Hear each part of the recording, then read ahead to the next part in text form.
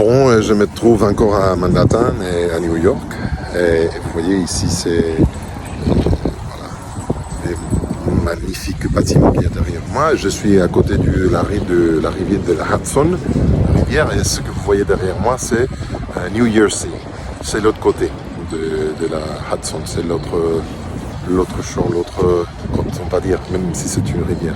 Mais ce qui m'a amené jusqu'ici, c'est de visiter ça.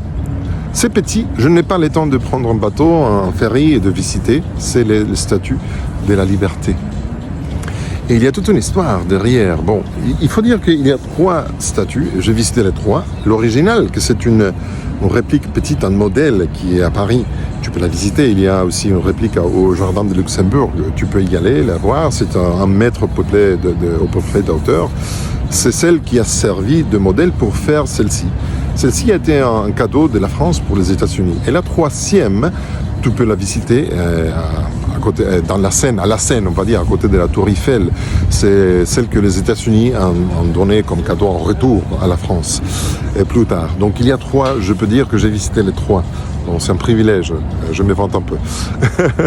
Mais sérieusement, cette statue-là, elle est à l'entrée de la Hudson parce que c'est ici que tous les immigrés du 19e siècle, le début du 20e siècle, venaient arriver aux États-Unis, à New York.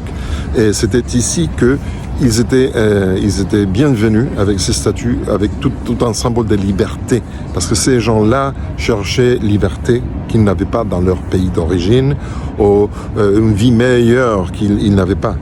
Et tout le monde, presque tout le monde était les bienvenus. C'était un symbole de joie, de bonheur, d'arriver à la terre promise, on va dire, tu vois. Aujourd'hui, les choses ont changé un petit peu. Ça bouscule un petit peu. Aujourd'hui, oui, les États-Unis, ça reste encore l'endroit de rêve pour plusieurs. Mais c'est un peu plus compliqué, quand même.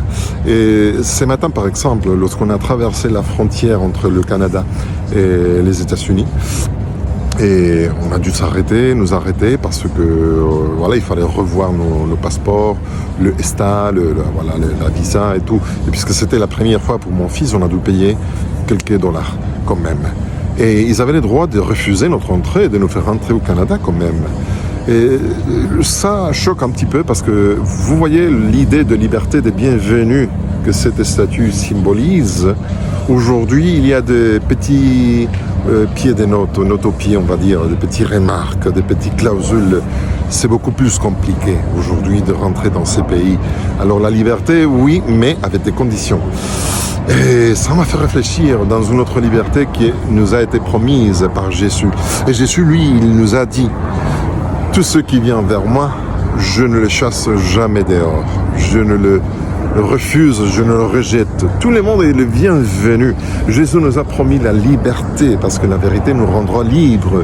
Et il nous a promis la liberté, la joie, le bonheur, le pardon et la vie éternelle. Et il a dit, tout ce qui vient vers moi, je ne le chasse jamais dehors, à aucune condition. Dieu t'accepte, il n'y a aucune note au pied. C'est comme ça simplement.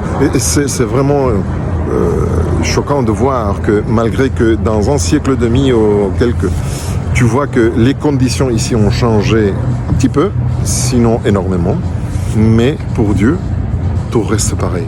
La promesse est si valable aujourd'hui comme il y a 2000 ans. Toujours libre, toujours pour toi, toujours le bienvenu.